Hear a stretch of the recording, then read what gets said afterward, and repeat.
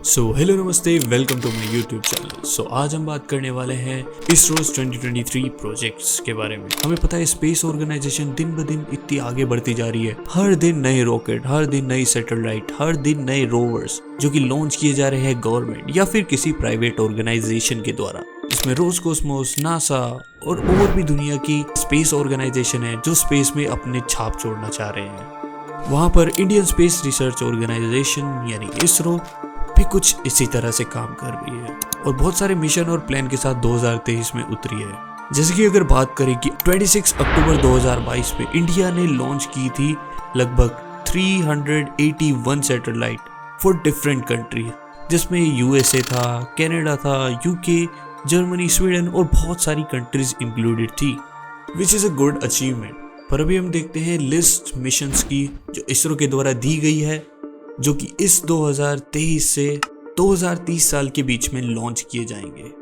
इसमें सबसे पहले आता है गगनयान। गगनयान ऐसा पहला मिशन है जिसमें स्पेस में इंसान को भेजा जाएगा, वो भी पहली बार होगा इंडिया के लिए।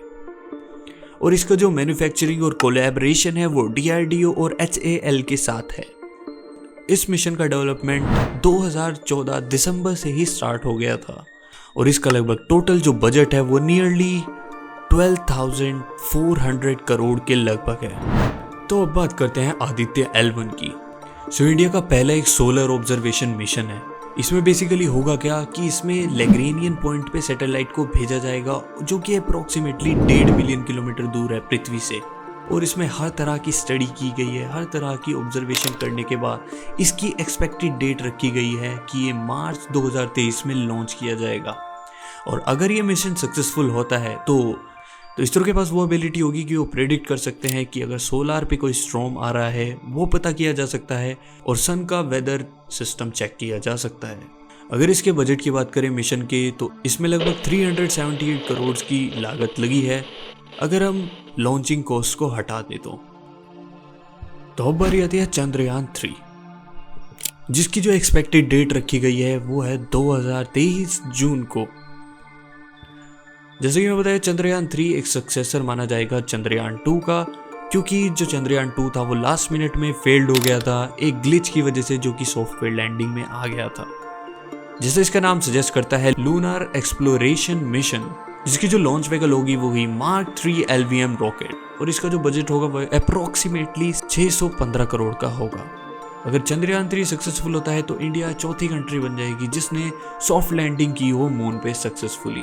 अगला आता है एक्स-रे पोलैरिमीटर सैटेलाइट। इस मिशन को प्लान किया गया है कि इसे लॉन्च किया जाएगा सेकेंड क्वार्टर ऑफ 2023 में, जिसमें एक स्मॉल सैटेलाइट लॉन्च की जाएगी SSLV। इस मिशन की जो कॉस्ट है वो 95 करोड़ है और इस प्रोजेक्ट को बिगिन किया गया था सितंबर 2017 में। इस मिशन का काम ये होगा कि इसमें जो सैटेलाइट होगी वो ये स्टडी करेगी पल्सर्स के बारे में, एक्टिव गैलेक्टिक न्यूक्लियाई के बारे में, ब्लैक होल, एक्सरे, बाइनरीज के बारे में और नॉन थर्मल सुपरनोवा रेमिनेंट्स के बारे में। नेक्स्ट यहाँ पे बात आती है NISAR यानी निसार। ये जो प्रोजेक्ट है ये जॉइंट प्रोजेक्ट है नासा और इसरो के बीच में। इस मिशन में जो सैटेलाइट होगी वो अर्थ के ऑब्जर्वेशन के लिए होगी और इसकी जो एस्टिमेटेड कॉस्ट होगी वो लगभग $1.5 बिलियन होगी।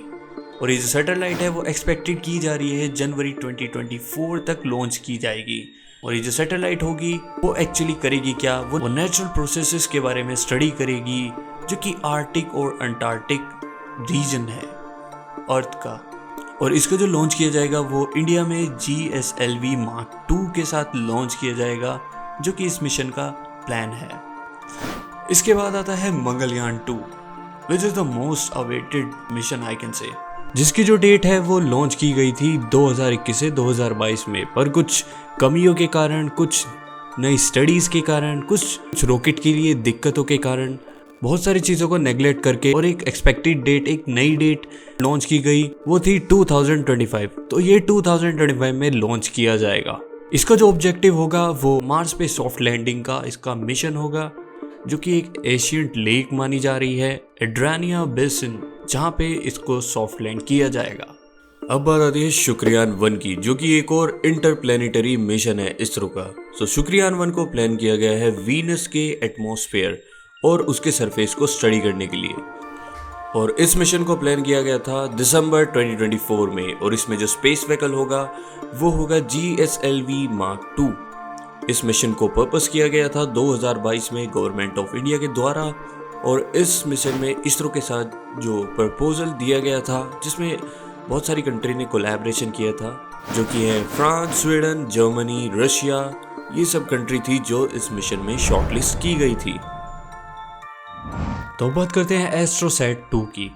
जैसे कि सक्सेसफुल एस्ट्रोसैट 1 हुआ था, जो कि ऑपरेशन खत्म हुआ था 2020 में, एस्ट्रोसैट 2 एक इंडिया का second multi wavelength space telescope है। बेसिकली अगर मैं इसके की फंक्शन की बात करूं और इसे सिंपल लैंग्वेज में बताऊं तो ये स्टडी करता है neutron star, black holes, binary star system और स्टार बर्थ रीजन को। जो एस्ट्रोसैट 1 है वो मैनेज किया जाएगा स्पेसक्राफ्ट कंट्रोल सेंटर इसरो के द्वारा। और इसके बाद आता है हमारा लास्ट मिशन, जिसका नाम है लूनार पोलर एक्सप्लोरेशन मिशन, जिसको चंद्रयान 4 भी कहा जाता है। जैसे कि इसका नाम बताया जा रहा है लूनर रोबोटिक मिशन, जो कि कोलैबोरेशन है एक जापानीज एरोस्पेस एक्सप्लोरेशन एजेंसी से, जिसका नाम है JAXA। तो इसका ऑब्जेक्टिव ये होगा, इसका जो ऑब्जेक्टिव होगा वो ये होगा कि इसमें मून का जो साउथ पोल है उसको एक्सप्लोर किया जाएगा। इसमें एक लैंडर और एक रोवर भेजा जाएगा, जिसकी जो एक्सपेक्टेड डेट है वो 2025 है। और 2019 में नासा ने भी डिस्कस किया था कि उनकी भी प्रोबेबिलिटी है इस मिशन को ज्वाइन करने की। तो दोस्तों, कैसी लगी आपको ये वीडियो? तो आपका इन मिशंस के बारे में क्या विचार है, कमेंट करके आप जरूर बताना। So thank you, bye bye, और मिलते हैं किसी और वीडियो में।